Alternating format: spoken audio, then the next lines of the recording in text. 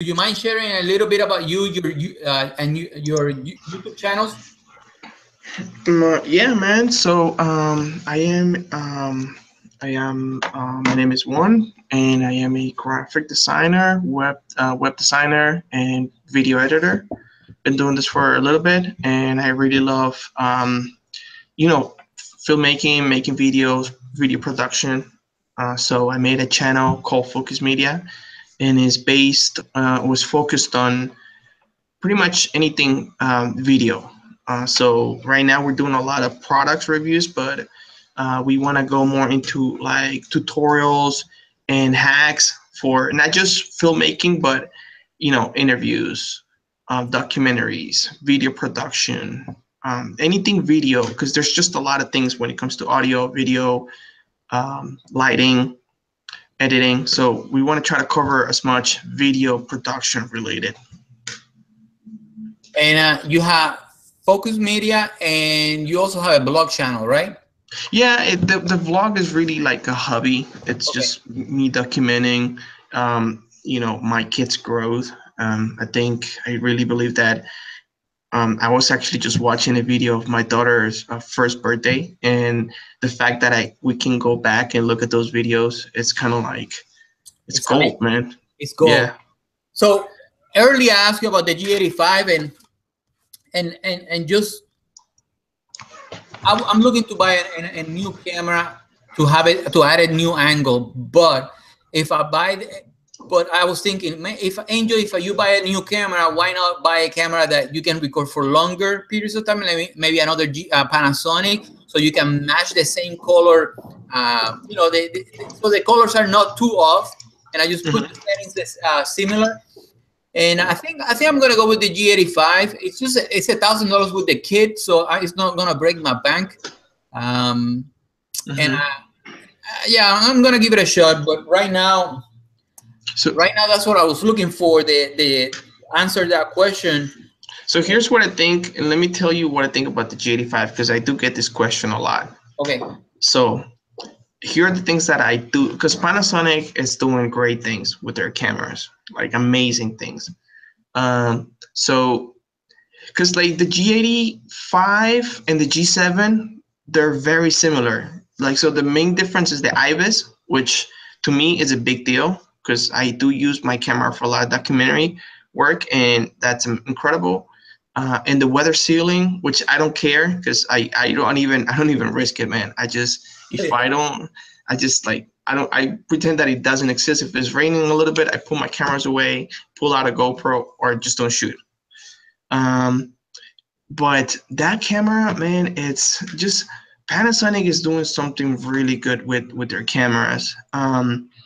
I don't know, what's your experience with the autofocus? Because I've seen a lot of people like cry about how bad the autofocus is, and I haven't had that experience. Me, it's been like, okay, it works, it's fine, I can work with it. But I don't know, what's your experience with the autofocus?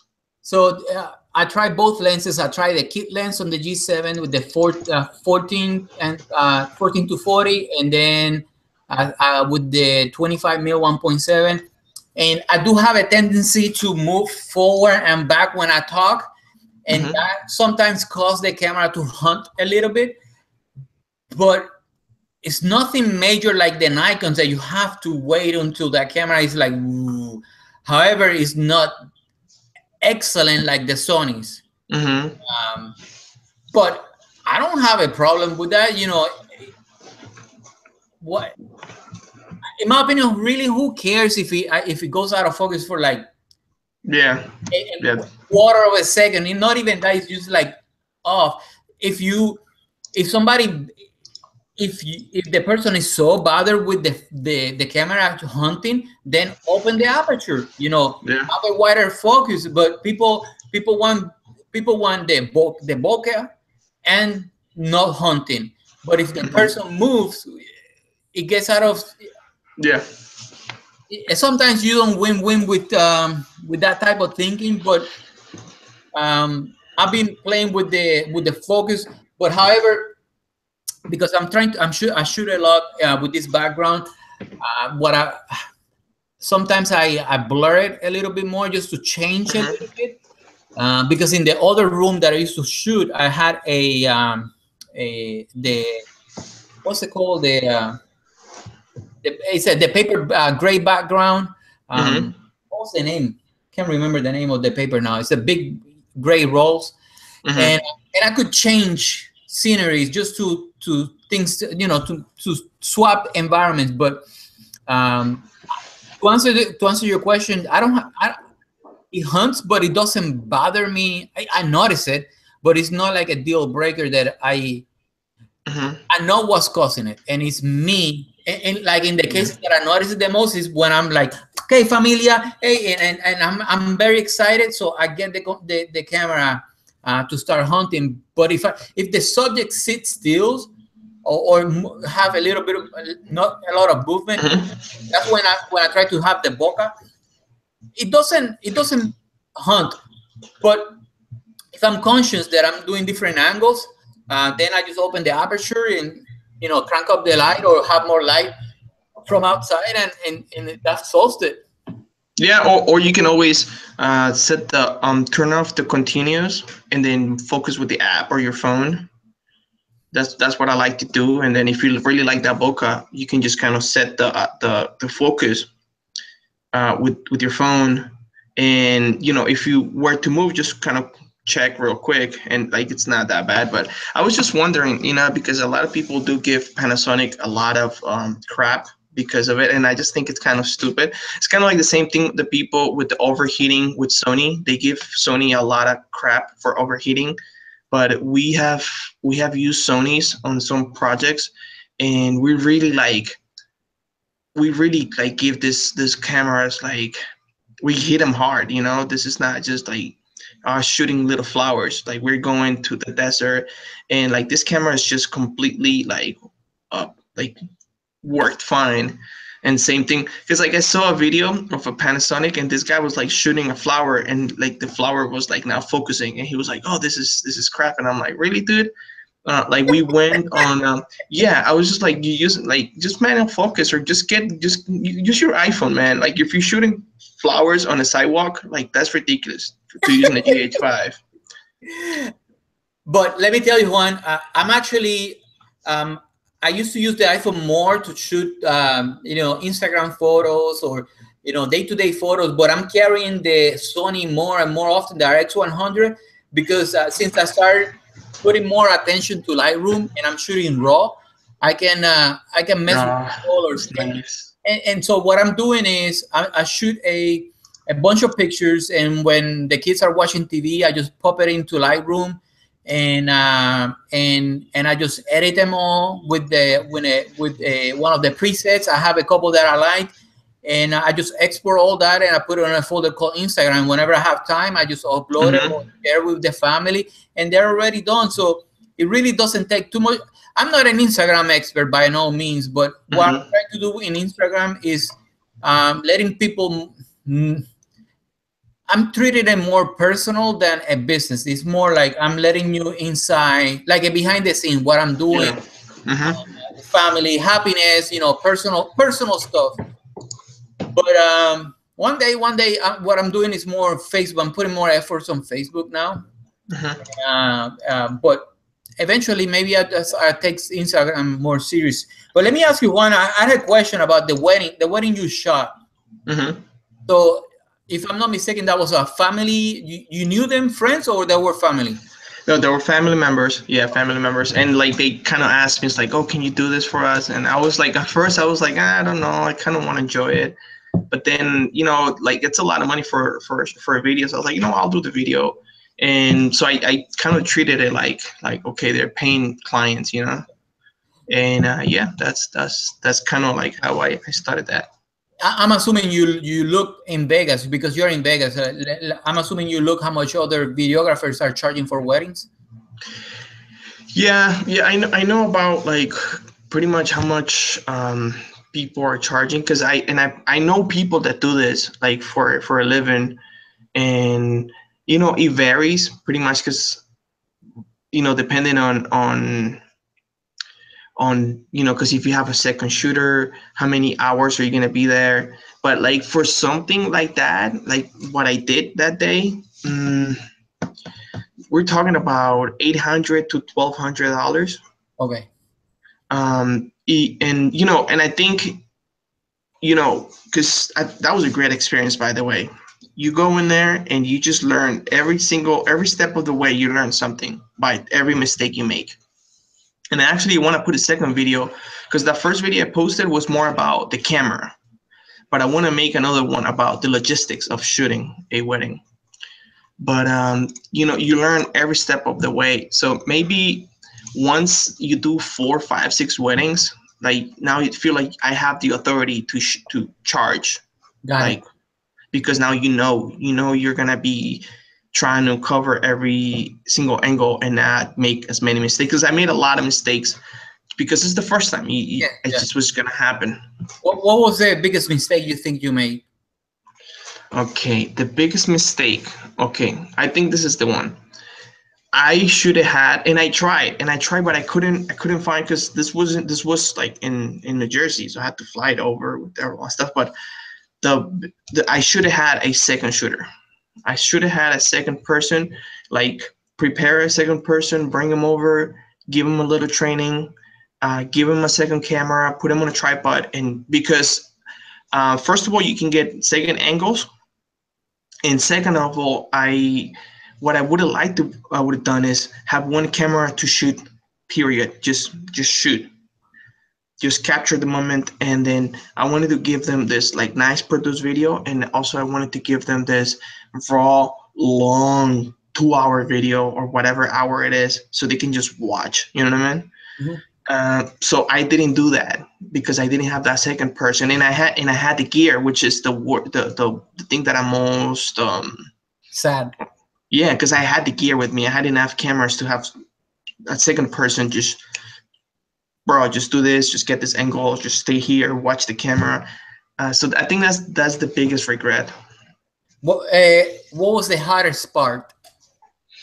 The hardest part is being at the right spot at the right moment, because I've done other shoots where people you kind of control, like I think let. I think because it was a.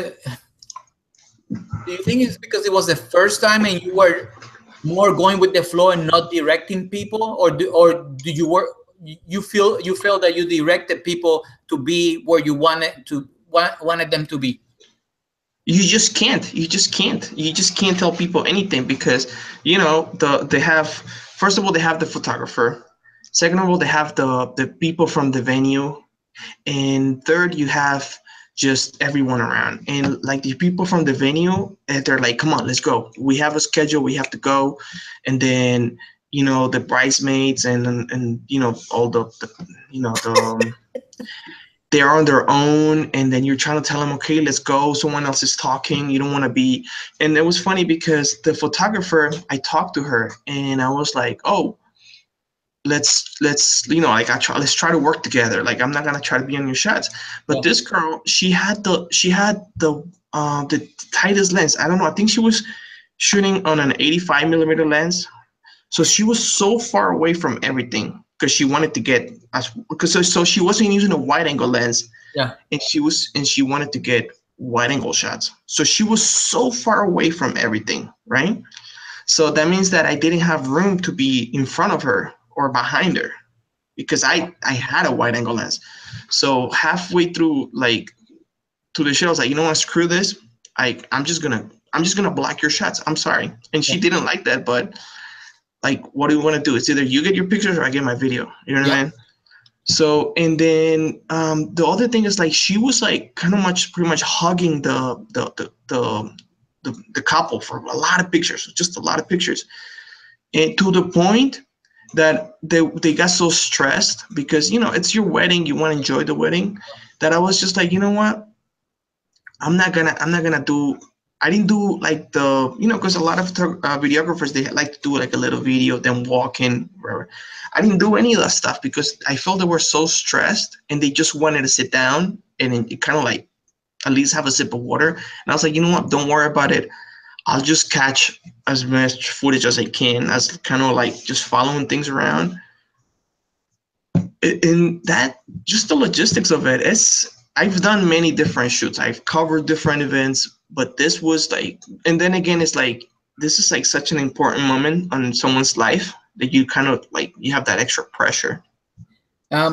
What you think was the biggest lesson learned? Okay, so I think camera wise, I mean, like logistic wise, it's number one, is go get the shots, screw everyone else. Like really, like because number two is try to get a second shooter if you can. Try to put it on the budget, like ask them to pay for a second shooter. And then camera wise, okay, this is big. Bring a ND filter and get a nice ND filter because the lighting was awful. Like just the sun was just so awful, and I didn't have an ND filter, and that's a big one. That's a big one. And let me think something else camera wise. If you bring a drone, just get the drone shots before everything starts and get that over with. You're not gonna be able to shoot a drone while the ceremony is happening. Unless you bring a third person. Yeah. Yeah, unless you have a dedicated drone person. But I think the best way to do it is just before everything starts, you take shots of the venue, and that's it. Like that's good enough to make everything. Because at the end of the day, the drone is just to make. Yeah, to do like the establishing shot, the establishing shot, and maybe some B-roll. I think that's a great idea. But the second shooter, it happened to me. I went to Puerto Rico and I flew. I took a bunch of supplies, and I left a few places. When people donate stuff to you, you want to take pictures to kind of prove them that it's your word, that you don't want anybody doubting you. So I went and I'm like, I'm gonna take pictures, I'm gonna take video. This is what I do. I'm good at it. But I left a few places without taking pictures. You're in the zone. You're thinking a few other things, and sometimes I miss great opportunities. So next time that I involved in any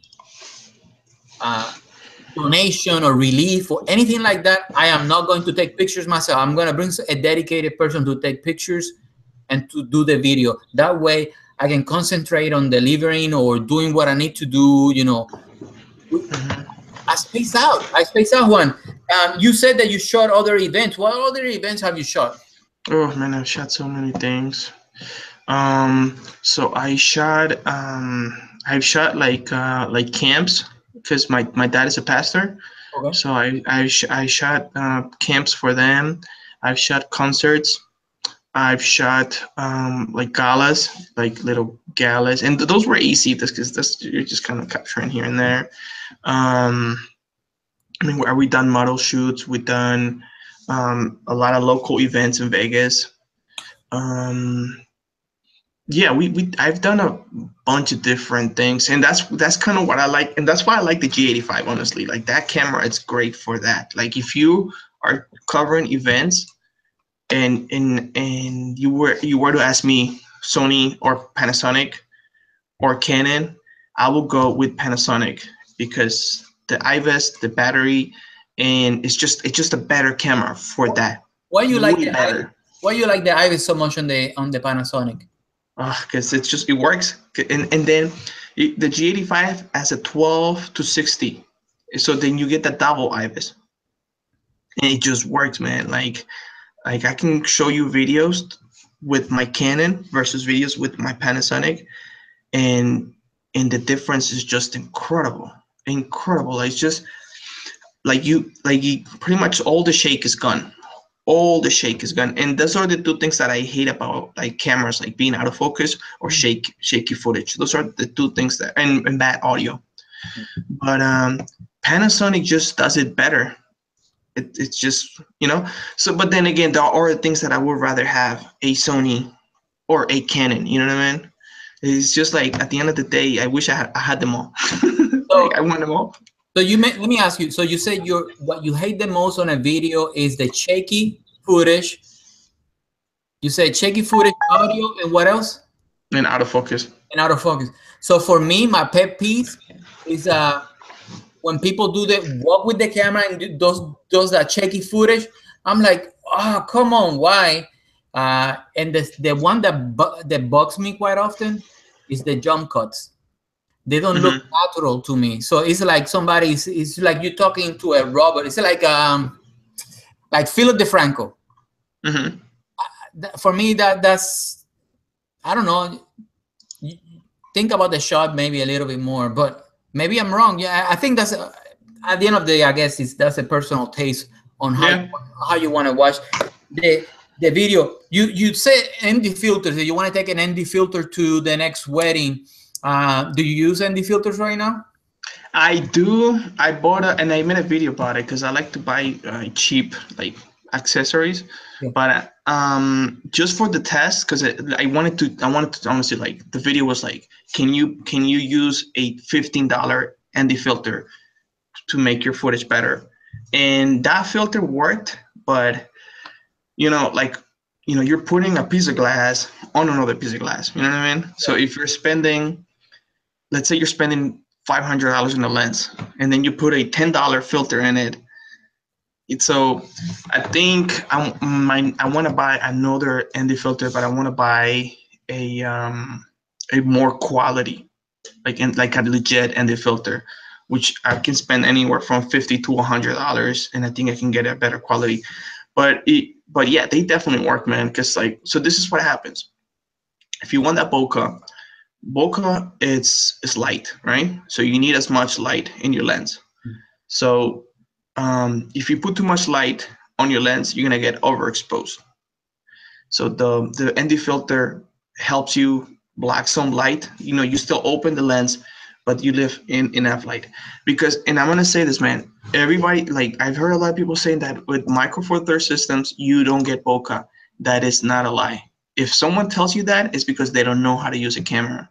You can get beautiful bokeh from Micro Four Thirds, but you got to get a wide, like a fast lens, and then you got to put that filter in, and incredible. You get incredible footage out of these things. I get really nice bokeh with the 25mm lens.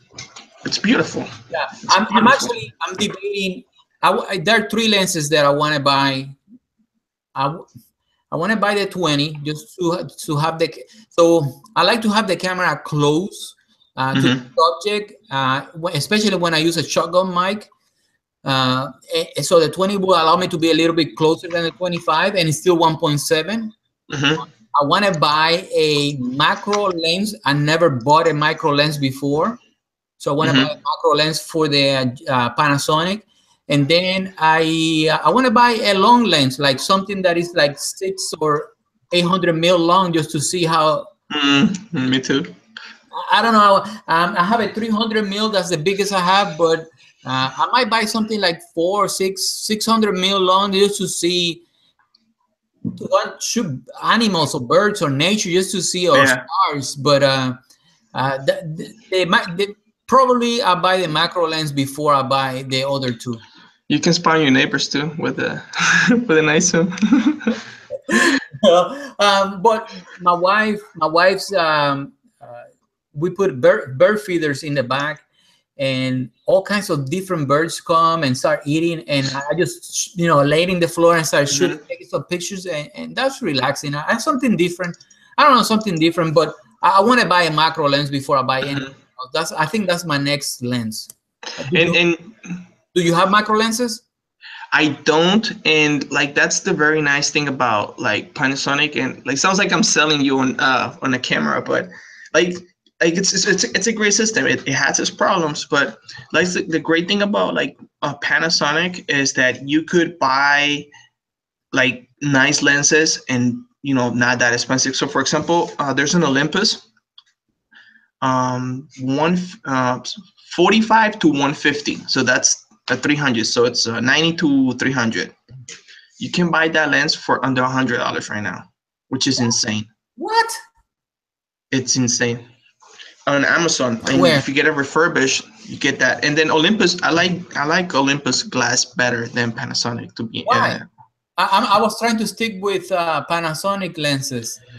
I like Olympus. I don't know. They just have a different look. Okay. Now the flip side of it is that Panasonic lenses work better with Panasonic cameras because the autofocus is faster. Got it. So, but the look of it, I kind of like Olympus. I don't know. There's something about it because right now I have an Olympus. I have a 50mm 1.7. Yeah. So that's my wide angle for indoor situations, and that's a very nice lens. But yeah, I don't have any macro lenses right now. But that's the nice thing about like Micro Four Thirds systems, that you can buy really cheap lenses versus like with Canon, like the 75 to 300. It's huge and it's super expensive. So So here it is. I bought the 25mm on sale. It was like 150 or 140 something on sale. But I'm looking at the 100 to 300mm for Panasonic, and it's 647. So that's equivalent to 600 on Panasonic. And then they have. Let me see here. I'm looking at B&H, but you say Olympus. Yeah, if you go to Amazon, maybe it's not there anymore, but they every once in a while they pop up the 45 to 150. So the Panasonic that I'm looking, the macro lens is the 30mm 2.8 with the stabilization. So that's the one I'm looking to buy. Is $297 right now. But maybe I wait a little. One thing that I'm going to pick up, I don't know if you used before, is in the G85 they have a battery grip that you can add extra additional batteries. Have you seen it? Yeah, I've seen it. Yeah, I'm gonna pick up that. And the other lens I was looking for, or I have in my shopping cart, is the 20mm 1.7 version 2. So that's like a 40mm. Yeah, I thought about that lens. Are you planning on getting the kit, or are you just gonna get the camera, the body? No, I'm gonna get the kit. The difference between the kit and the one with without the lens is not that much. If you buy the lens separate, it's gonna be more money. Because let me tell you something, that the kit lens from the G85, it's my favorite lens of all time. It's a great lens. Like, that lens is so good. Like, I use it. The only thing that falls apart is in low light. In low light, it's not a low light lens. So right now I have it here. It's $997, and if I pick up that and I add let me see, and I add the grip, which I want to buy. I want to buy the grip. It's going to be another. The grip is $347. So the total will be $1345 if I buy that right now. Maybe I wait until it comes out on sale a little bit. Let me ask you before we get sidetracked because we can start geeking out about camera. Oh my gosh, I want to buy everything. Oh, that was my problem. You know what? That was my problem. But I wanted to. I used that as an excuse to shoot. Like, I needed this, I needed that, and I bought a lot of gear. But I think it's how you use it. And that's why at the beginning of our conversation, I said, I'm using more the Sony RX100. I can carry it everywhere. It doesn't take that much space. I have 3 batteries total. Actually, I have 4 batteries. Batteries. So I just take it. It's small and it takes great pictures. So and it's great at low light. But anyhow, you mentioned that your father is a pastor in Vegas. In Vegas? Yeah, in Vegas. You guys do live streams over there? We've done live streams, yeah, but we're not all the time. But we do live streams, yeah. What's your take on live streaming events? What have you done any live streaming events? Yeah.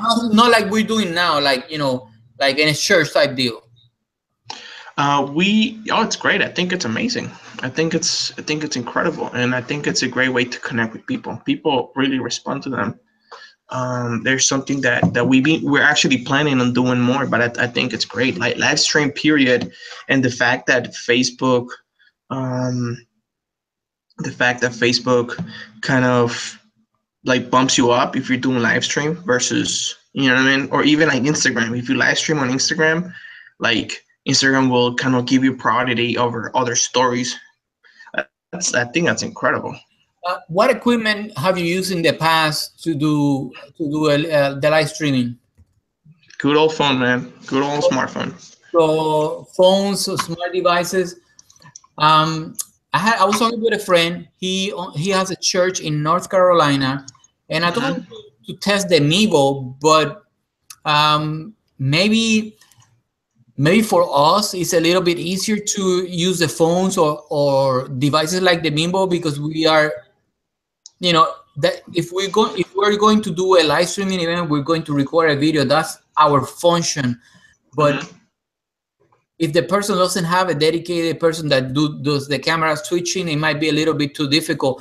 So what would be your advice for somebody that is recording videos by themselves on a church or an event? Well, I don't know if that's the same one, but I saw this device. I thought it was genius. So it takes a very wide angle 4K image, right? Okay. But it only streams to 720. So it takes this whole 4K to crop in and to kind of pan and zoom. Yeah. So because like what you're getting like 6 times like the image.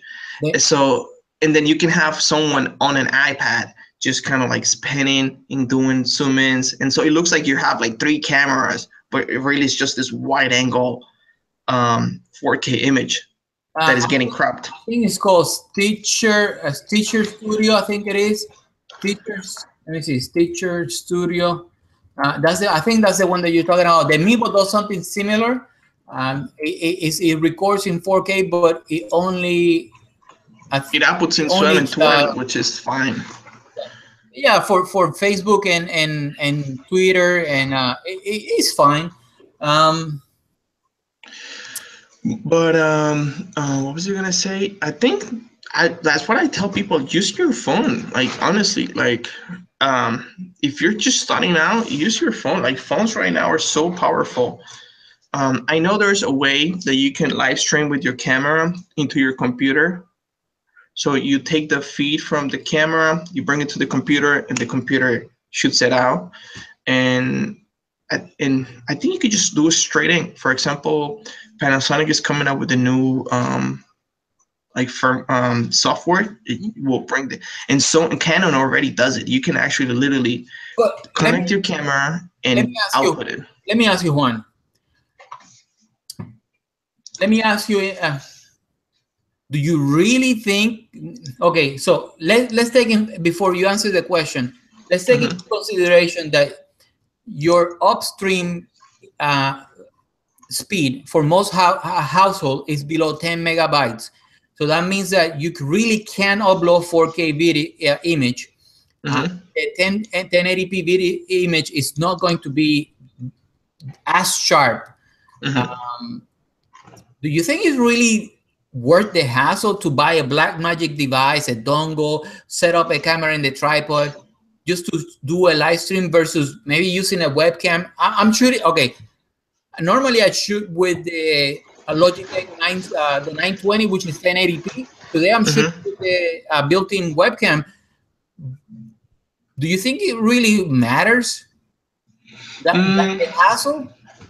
It depends. It really does, because let's say, because I am planning eventually, I'm doing like a live show on my channel, and I do want to have good audio. But who knows? Because I still have to try. Because maybe it just with good lighting, your phone will do just fine. You know what I mean? So, like really, like that's a good question. Like, does it really matter because literally you could just have like a phone with good lighting. That phone is gonna be able to do a really good job. But then again, I don't know how hard is it gonna be for me to connect the camera, connect it to the computer. If that's too much of a hassle, then like screw this. Like just go with the phone. So I've talked to a few people because I thought about doing the same thing, and what they told me is that it works. The dongles are expensive depending on which one you buy, and it works. But you have to kind of, before every live stream, you need to test, because, for example, if it's an upgrade on the software, then your Blackmagic device, for example, might not work it might not work with the system anymore, whether it's Facebook or YouTube. So, but for me, it's more like, okay, I started thinking about the technical details. Like, for example, most typical home internets don't have a huge upload. The only reason I would say it will make a difference is if you can record a high quality video simultaneously to the computer. Yeah. But if you're just streaming with the phone, the camera, I don't know. Maybe I'm wrong, but let me show you something. Now that you mentioned about have you used a ring light? I don't have a ring light. I have the old school big lights. So I have the old school big lights, but whenever I'm trying to minimize my footprint in the house and in the office, and sometimes I'm using this one more and more. The only thing is, for us that we use glasses, we have to be mindful. This one, it was one of the cheapest ones. Is the newer one, or whatever, however you call that brand. But it comes also with a diffuser, and it's adjustable. And I put a Joby tripod for a Joby the ball head. A ball head. That way I can just snap it. It's the same one that I use in most of the cameras here. And I think I paid about $70 for it on sale. I think, but it's really, really nice. Really nice. So for minimizing the footprint. And with the iPhone, so the reason I brought this up is because if you are going to, I put the iPhone on a stand with the light, put the front-facing camera, because the front-facing camera is the one that you require the most light. It's the least powerful camera, but at least in the iPhone 7 Plus, it's a 1080p, so it's a good image. Yeah. So I put it front-facing, and it's a good quality. And the plus is, whenever I do a live horizontally, I can save the video locally, and then I can reuse it for other things. Yeah, and like that's something that, and I was watching a video. I don't know if you've ever seen this YouTuber called Jason Vaughn, and he is a Sony like filmmaker, right? Okay. He does a lot of weddings, and he was talking about like how Sony is this like low light beast, right? But he was like, I don't use the A7S anymore because lighting makes a huge difference on anything. So he's like, I'd rather use a A65 and light my scene, and it's completely 20 times better. So same things with this. You can shoot with your phone as long as you light it. Like, look at it right now. Right now, my image looks like crap, man. It looks horrible. But if I had a light on this side, lighting this side of my face, if I had maybe like an Omni light, or maybe if I like the background, it's gonna change drastically. So, like I always think about that, like, like all these cameras and stuff, like they're great. And plus, you gotta think about it. Facebook, they compress a lot. That's why they get away with live streaming, because they compress. So no matter if you can output 4K in the best camera, it's gonna get compressed. So like you're saying, doesn't matter. Maybe it does, maybe it doesn't, but it's gonna get compressed. And number two, if you light well, then maybe your phone is good enough, but you gotta put those maybe like a ring light, maybe a couple lights on the side. You know what I mean? Like that because I'd rather have okay image, but laggy image, like what we're just having right now, when you're having that lag and like the audio like gets all cut out. like that's when people are like, I'm out of here. But if you have good, decent streaming, like that's 90% of the battle. Let me ask you, Juan, talking about video and image, and what are, in your opinion, if you, let's say you go to a business in Las Vegas and the business is not doing video or not doing video well, what are the type of video you will advise that business to do? In terms of ads, No, like let's say let's say to create awareness for the business. Like let's say, so yeah, you can use, but you can use them for anything. It doesn't matter if they're ads or not. But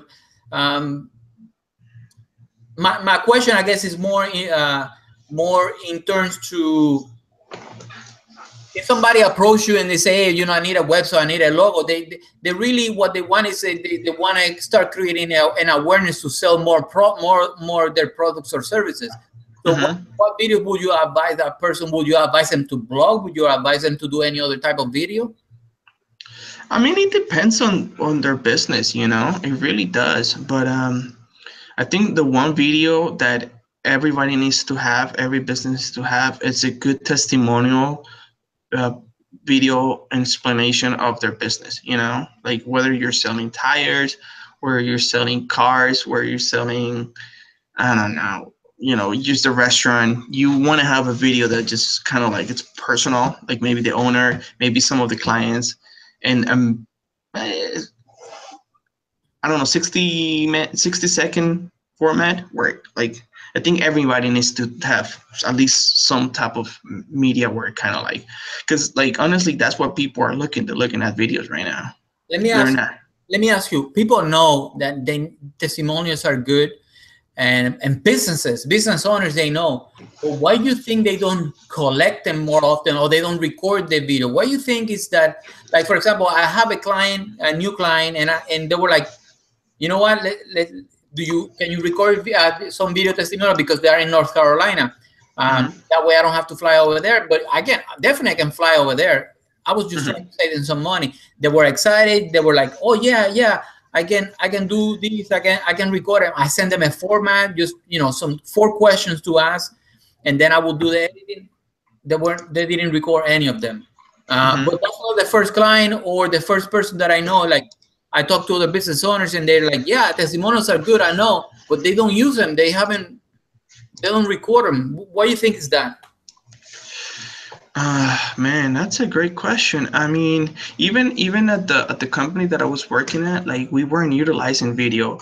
I just think it's such an like new media. Like, video, it is a new media, you know, because the way that video kind of exploded on Facebook.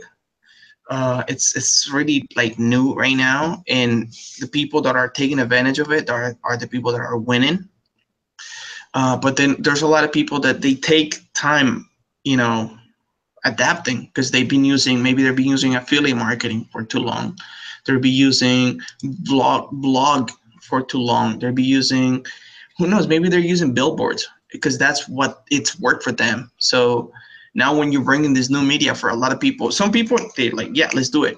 But some people, they do take their time, adapt them to all those new media formats. So I guess it's just a part of us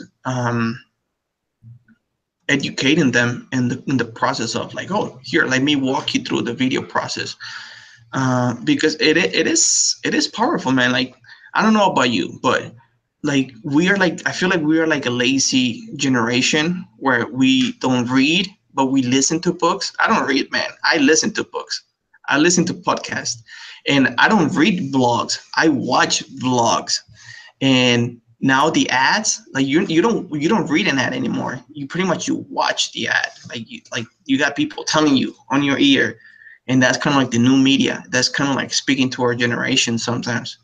So it's us, I guess it's us, like, you know, educating. Yeah. Here's a marketing question. You upload a video to YouTube. What's your typical routine or checklist or process after you upload a video? So to let people know that, yeah, you have a video uploaded? Do you just upload it and let YouTube do the thing, or you have a different process? Kind of do that, man. I kind of do let YouTube work his magic. But so my checklist is upload the video. I put the tags. So I use TubeBuddy. I do all the tags. I do a description. So I do something, and I don't know. I might be doing some. I might be breaking the law, but what I do is, like, if I'm talking about a product, I go to Amazon and I copy and paste the description of the product. Hey, that's, you know what I mean? Never thought of that. I don't change one thing. I just copy and paste exactly the description of the product, and even that link is from Amazon. So I'm like, you know, I don't think they'll be mad because people are buying their products, right? And then I do that. Then thumbnail. I always do the thumbnail, and then make sure that I have the end screens at the end. And then, you know, here's how I've been able to get a little bit of, like, whatever small growth, because I think my channel is still very small, very, very small. But whatever little growth I've been able to have in the 6 months that I've been working on it is because all of my products are related to all of my videos are related to a specific camera. So even if I do a microphone video, I always put in the title a Sony A6500, a Panasonic G85, Panasonic G85, Canon SL2. I always, on the title, I always put the names of those cameras because people, those are the hot items, the cameras. Those are where people are looking. People are not looking for a microphone just because. They're looking for a microphone for their camera, or they're not looking for a lens just because. No, they're looking at a lens for the camera. So if you put, let's say, Panasonic 25mm lens, but if you put, prime lens for Panasonic G85 or G85, and then kind of like, I don't know, it's working for me in the sense of I'm kind of connecting the dots for people. And then that's another thing. If you put Panasonic G85, then you might see my lens video. Or if you look for the lens, you might see my camera video. You know what I mean? They're kind of like connecting with each other. And they don't even have to do the same brand. They kind of like, I kind of cross, because my videos, I've done Sony videos, Canon videos, Panasonic videos, and GoPro videos. So I try to like connect them all kind of somehow. So, and that's kind of what's working. I'm not doing anything on Facebook. I'm not doing anything. And if I do put on Facebook, I put it natively on Facebook. And I'm not doing anything on Instagram yet or Twitter. So I mean, I guess Twitter goes automatically. So you don't share the link in social media or in other places? Sometimes I do, but it's not like my number one thing. And I'm not like, because I know people that they go like every single group and they just post the link, post it. Like, I don't do that. Maybe I should. And I know people go on the forums. Yeah. Then maybe that's something I should do. Go to the Panasonic forums, and if I find something cool, I'm like, oh, here, guys. Like, I've done some tutorials on the camera, and I'm here, guys, because people ask you like for example, like that question, the recording limit. I've gotten it so many times, and do you have a DJI Spark? I don't have a Spark, and that's my number one video. Yeah, I'm looking at your channel right now, and yeah. So do you borrow it? I haven't watched that video. Video. I don't have a Spark. I never had a Spark. It kind of looks like it, but I put like a little glow around it, so it's kind of like, hey guys, this is like, because I didn't want to mislead people. Yeah. About like the Spark, yeah, but I've used the Spark, so I've had experience with the Spark. But the thing was that so it's funny. So this is what happened. there is a YouTuber called I don't remember, but this kid is like, he has like 10,000 subscribers, right? And he did a lot of Phantom videos. Great, like this kid is great. So when the Spark came in, he made a video, a rant, saying that like DJI was like scamming people with this new drone. and like that blew up on his face. Like people are like hating on him because he made that video. So I felt so bad. I made a video responding to his video, just like, guys, just relax. The guy, he has his points. Like maybe he worded it wrong. And the funny thing is that he came to my video and was like, oh man, thank you for like, thank you for like, cause like it's been hell for me, like, cause people got so mad at him. And then that video blew up, but I know my drones, you know what I mean? I know my drones. So just by looking at the specs of the Spark, I was just like, it's not worth it. It's not worth the money. It is a cool drone. It's really cool. And if you have the extra money, go ahead, buy it. But in reality, it's not worth it. It's not worth $800 for like this drone when you can get the Mavic for You have a Mavic? I have a Phantom. I have a Phantom 3. Yeah. Let me tell you, I have a Phantom, and I recently got the Mavic on sale. It was more like $200 off. Man, that flies like a baby. That's what I'm saying. Like, so right now you can buy the Spark for $800, right? Yeah, it Look flies at that. like Beautiful. It's beautiful. And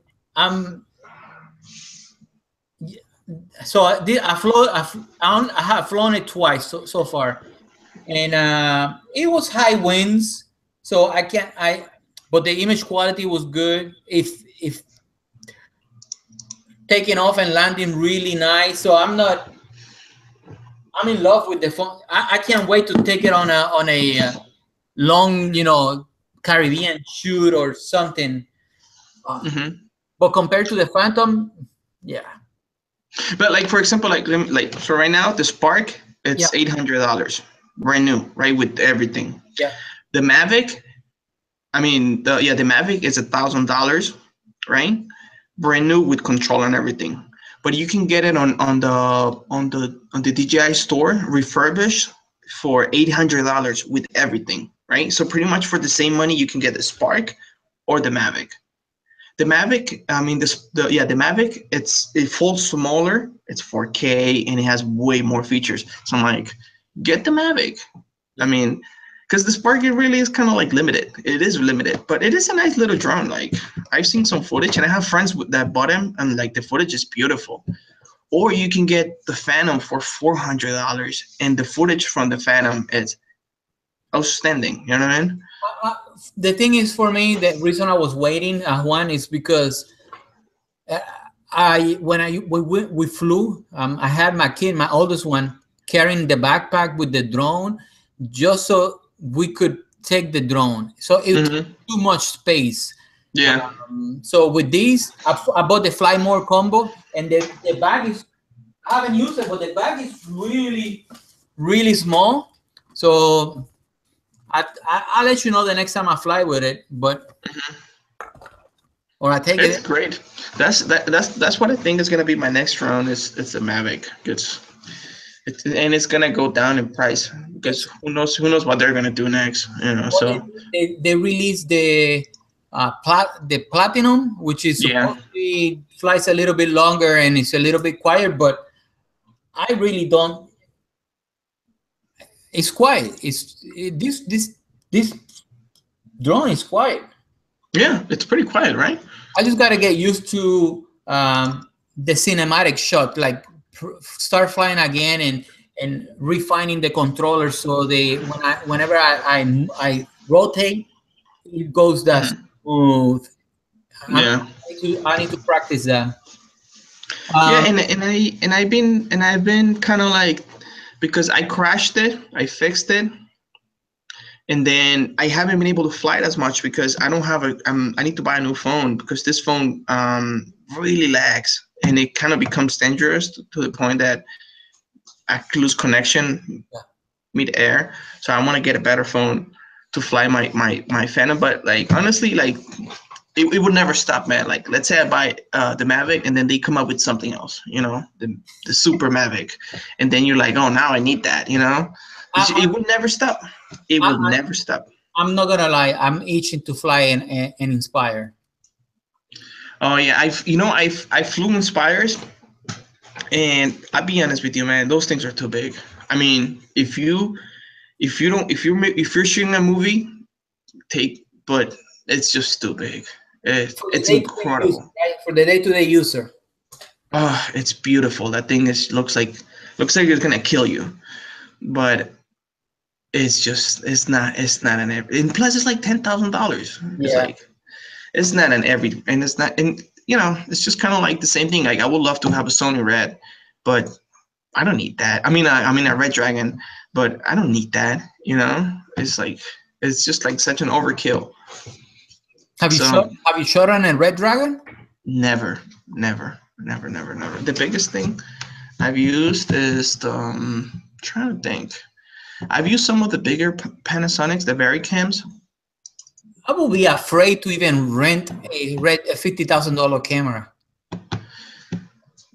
It's honestly like the only reason why people shoot with those cameras is because they're really good for production, like time codes, and they're just a lot. They're production cameras. So if you're not shooting at production, you're not. That's why you see a lot of those videos like iPhone versus Red. Have you seen those videos? Yes. And like the image is the same. Like yeah, of course, because who does it? Like you don't see people vlogging with Red cameras or shooting like their families. It's a production camera. Take an iPhone and try to make a production with it, which people have done it by the way.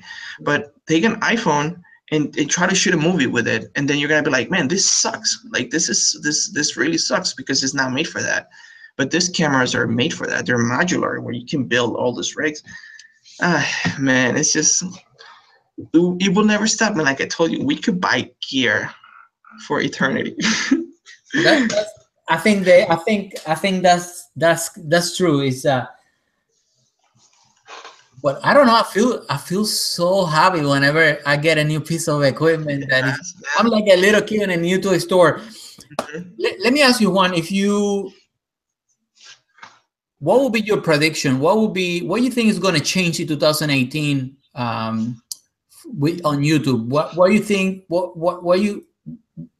are your predictions? Like gear wise, like cameras or Any? okay, all right, let me tell you about cameras because that's what I know. Okay. So so they're talking about a new camera, and they're talking about kind of like the A6700 or either the A9R. But what everybody's saying is the Sony's gonna come out with a flip out screen because it's so stupid. Their screen is so stupid, and I don't know. Have you played with the Sonys? Yeah, well, not with But the A7 series. I played with the A65, A6300, and I have the small one, the point and shoot. This one, it's my favorite camera. The RX100. but Look, if you look at the hinge and the back, it's so easy. They could just like literally like yeah, switch the screws and they have a flip out screen, and that's what people want. I think that's gonna happen this year. I think 4K 60 is gonna be on Sony because like they're getting because Panasonic pretty much has the lead right now. So that's what's gonna happen in Sony. They're talking about an A9R, which maybe. but this is another $4,000 body. Come on. Yeah, pretty much. But I don't know because they also say like it could be an A7 III, A7S3 or A7R3 or A9R, which would be like their version of like the A9 video version. The A6700. I mean, because like the actual names of everything, they haven't really like disclosed that, but they're coming out with the camera, and everybody's talking about like a flip around screen. Finally, Sony's gonna go there because they need to. But they do have one of the A series camera has a flipped screen, I think, but it's Yeah, not. that's like their lower line, like Yeah. the A5000, which is a great camera by the way. But so that's what I think is gonna happen with Sony. With Canon, they're talking about mirrorless. They're gonna do a full frame mirrorless camera. Full frame mirrorless camera. That's what they're talking about. I like Canon. Canon is in a funny place because the pros want 4K, but the average consumer doesn't care. So Sony's like, what do we do? Should we feed on the pros or should we keep on? Because that SL2, it's gonna sell like, that camera is gonna be, I think that could be the camera of the year. The SL2 is gonna sell so good. You made a good point there, Juan, because it was a couple months ago. Every famous blogger was using Sony's, and then you saw that they took a switch, the majority, to Panasonic. Even Casey knows that. Yeah, so I think the flip screen is going to draw a lot of these people back to Sony because the quality is really good. Yeah, Sony's are great and they have autofocus, which Panasonic doesn't have. And then Canon doesn't have 4K, but like I was hearing that Canon sales are Sony, Panasonic. It's bigger than Sony, Panasonic, Fuji, and Nikon sales together. Wow. So Canon is like, we don't care, but maybe they do like push the boundaries on this mirrorless because, and it's, I don't know, they're in a funny place. But now with and then that's another thing. How's the SL2 is gonna sell? I think that camera is gonna sell so good. And how is the full frame camera? They I made a video about that too. Like the full frame. The full frame camera, the 60D. I wonder how that's gonna sell. Now with Panasonic, they're gonna come up with a new camera, and I think it's gonna be a replacement for the GX8. And Panasonic needs to fix their autofocus, man, if they really want to compete. Even though the G85 like over exceeded like sales, like they expected to sell like around here and they went like way beyond.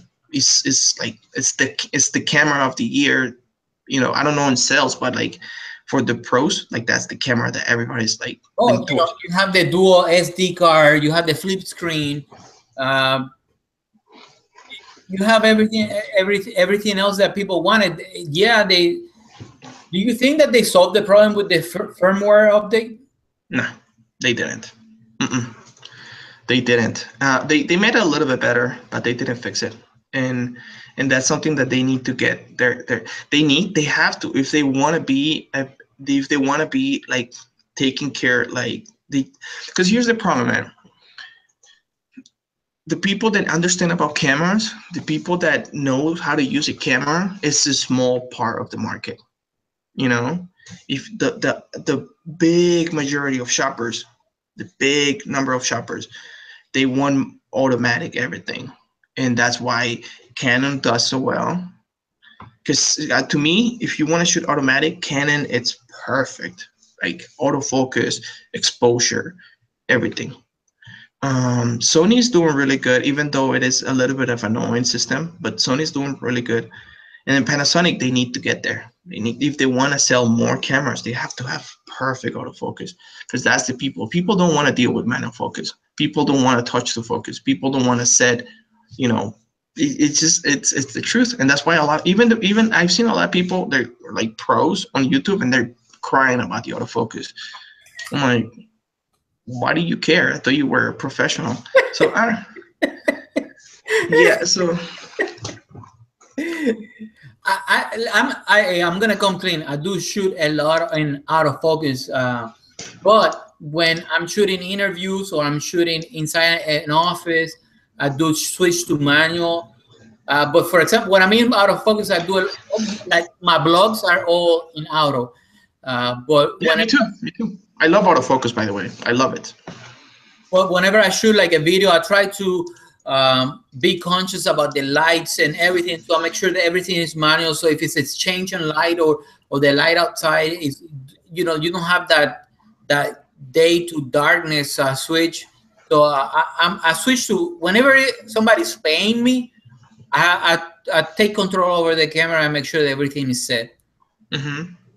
Yeah, no, and me too, man. Don't get me wrong. Like I am a big believer of autofocus, and is it's good. And I think if Panasonic, because the problem is that, and I really don't understand this as much, but they're saying is the problem is that if they have to put face detection, they have contrast and phase, they have to work together. They're saying that the problem is that if they do that, they have to switch their sensors. So I don't know if, and so they're saying if we switch our sensors, like we have to switch pretty much all of our systems, which I don't know if that means that they have to move away from Micro Four Thirds systems, or that means that they just have to get a brand new, because all they really do, man, is like they upgrade their sensors. You know what I mean? They have a sensor, like the GH1 had a sensor, and all they do is they just made that sensor better, made it better, right? Until where they are right now with the GH5 sensor. So I don't know if what they're saying is we need to make a bigger sensor, which I don't know if that's the case, because, for example, your camera, that's an 1-inch sensor, and that has great autofocus, and that's a smaller sensor. Yeah. Yes. That's a smaller sensor. You know, I honestly don't know what's the size on this one. That's Micro Four Thirds. Yeah, got it. Yeah, that's true. That's true. So if they get to fix that, if they give to fix the firmware on I mean, if they give to fix the actual sensor to do better autofocus, or they get a better system for autofocus, then that's it. They will win. They will win because they have right now. They have the best overall. To me, it's Panasonic with the GH5. That's the best camera overall, but the autofocus is the one that brings it down. So we'll see what they come up with, because it's all about money too, man. Because think about this: they have the GH5 as a $2,000 camera. If they fix the sensor, if they fix the autofocus on the next camera, that camera has to be more expensive than the GH5, because otherwise they will be like shooting themselves on the foot. So I don't know. Let me ask you. You said that you use TubeBuddy for YouTube. What other software do you like to use that help you or your business? Honestly, for YouTube, I don't use anything else. I just TubeBuddy, and I barely use it. I don't even pay for it. I use the free version, and I'm thinking about paying for it because now I'm gonna go more serious. But I really don't use a lot of other tools. I mean, I got AdSense and AdWords but like nothing else, man. In terms of like marketing tools, I'm not using anything. What do you use to create your thumbnails? Oh, I have Photoshop. Yeah, Photoshop. That's like I have because that's what I do. So I have the full Adobe suite. So I have every Adobe program to use. Do you have a template to use? I see that your blue frame and text is similar in all of them. Do you have a PSD file already preloaded with that template? Yeah. All ready to go. Pretty much just change the name and the picture. It looks good. It looks sharp. It looks clean. Yeah, it's funny. I stole that from someone. I stole that layout from like a friend of mine. I use a similar one, but in the left side instead of the right one of when you're looking at the thumbnail. But I use Canvas. You know, the problem that I was having is that depending on what picture you're using, it's hard to read the text. So that's why I use the little block box. And yeah, I don't know what's the main because I don't do a lot of like clickbaity stuff on my I hate that clickbait crap, you know. So I try not to do anything like, if the video it's about a camera, so thumbnail is a camera, you know what I mean? I don't want to be like, oh my gosh, I can't believe I did this. you know. Hey, so, let me ask you, earlier we talked about testimonials. Have you shot a few testimonials for other people? Yeah, I've done a few. I want to do more. And what's your process? Well, I like to, well, depending on the day and the area. If we do it outside, it's different. But I like to have 2 cameras. I would like to have like 3 cameras, to be honest. But I like to have a front camera and a side camera, so kind of like this.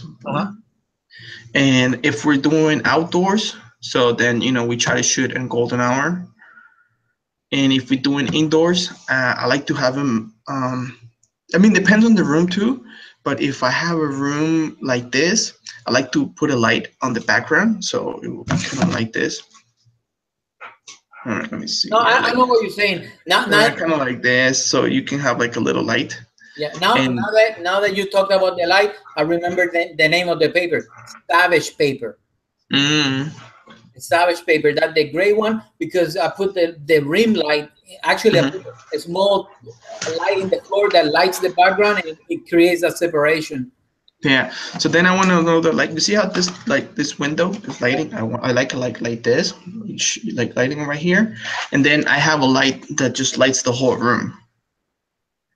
And then I have this lavalier mic that I use, and on the Panasonic, I'm confident enough to shoot in audio in camera, 100%. I trust the camera.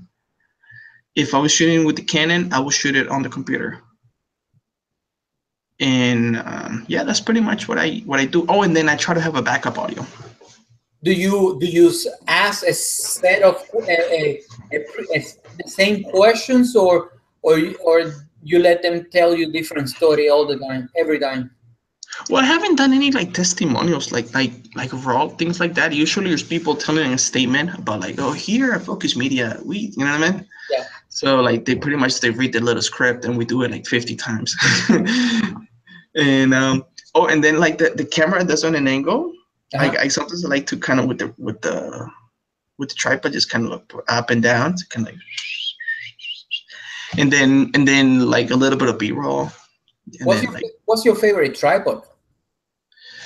Man, I don't care about tripods, to be honest. I bought one at a garage sale. Yeah. And that turned out to be like a professional tripod.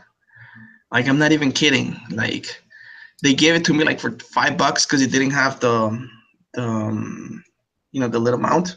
Yeah. And then when I went on Google, I could find out like this tripod was like $300. It's a Video Master. Yeah. And then I was like, oh my gosh, like I got a great deal. So that's what I use. I do want a smaller one. I see you have one in the back. I want something like that, but the only reason I got that one is because when you fold it, it's a Manfrotto one, and when you fold it, it fits really. It doesn't take a lot of space. It's the B3. Yeah, mine takes a bunch of space. That's the problem with mine. But it's a great tripod, so I just kind of like don't even mess with the other ones. So Juan, we talked about weddings, cameras, softwares, interviews, testimonials, lessons learned from weddings, what you do after you upload, ND filters, live stream. Man. Too much, man. We talk too much.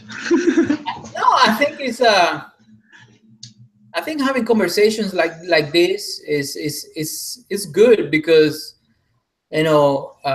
you answer a couple questions that I had, and I think I think conversations like this are useful, not just only for you and me, but anybody that watched the video. They might maybe have a question, and maybe our topics are more advanced than normal conversation because we're geeking out. But at any given point, somebody's going to be either ahead or a little bit below than us, or sometimes equal. So the questions are the same. They got to go through the same process: uploading, recording, blah blah blah.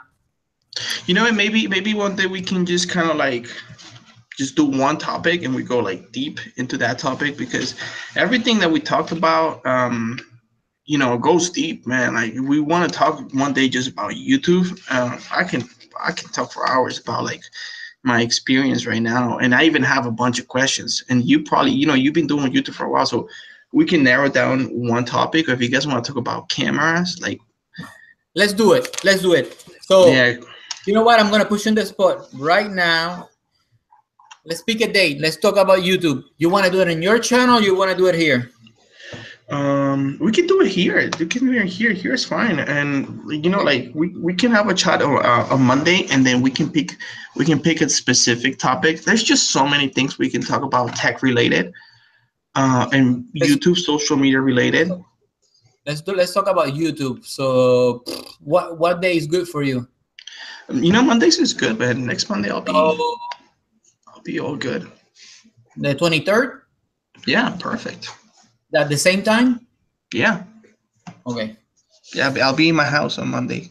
Your house. So I'm here if you want to chat me off camera. Right now I gotta bounce. I gotta pick up the little one, but I think being in the house, being a what I call a stay-at-home dad, getting to do breakfast and taking the kids to school and picking them up is one of the greatest privilege I can have right now. Yeah, I'm turning into a house husband. My wife it's not bad. My wife is It's calling me bad. the real house husband of Las Vegas. It's not bad. It's not bad. My wife, even if I tell her to stop working, she will not stop working. Right now she's doing her. She got hired in a hospital, so she's doing a drug test right now and doing some other stuff. But I love it.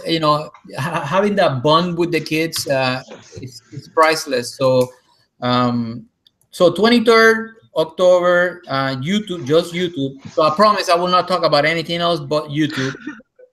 Yeah, and in I don't know if people are watching right now, but if they have like feedback or questions, or we can make this into like a little show, Monday show. So what I do is for the next one, I will promote it heavily, and I will invite people to ask questions about YouTube. And if they can attend, then I will ask them to submit the question. But this one being our first, I think it was like you said, more about getting to know each other more and having a different conversation and maybe learning each other's style. And definitely, yeah. I think overall, I think it's a great conversation that you and I can have. This conversation we had today, we could have in person with coffee, and it's like nothing. It's no specific agenda, no script. It's just a good conversation. Yeah, definitely, man. I do appreciate you answering the question about the G85 because I'm buying it.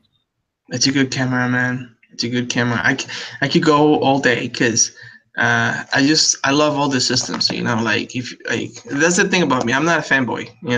If you tell me I want a Canon, I might go for it. If I want a Sony, go for it. Panasonic, go for it. I'm a fanboy of iPhone. Yeah, Apple. Oh man, Apple.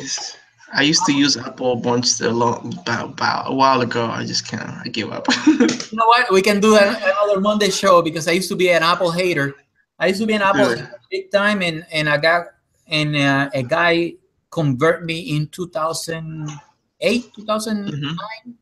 I bought my first MacBook Air, and then I haven't looked back since. But that could be another one. Yeah, that could be another one. I appreciate your time. I will edit the first part before the drop of the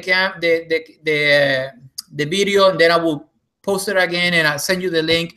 And I appreciate your time. If there's anything I can do for you, you just reach out. You got my number. You got all right, man. Media. Just send me a link, and talk to you soon, my friend. All right, man. Take care. Bye. Bye.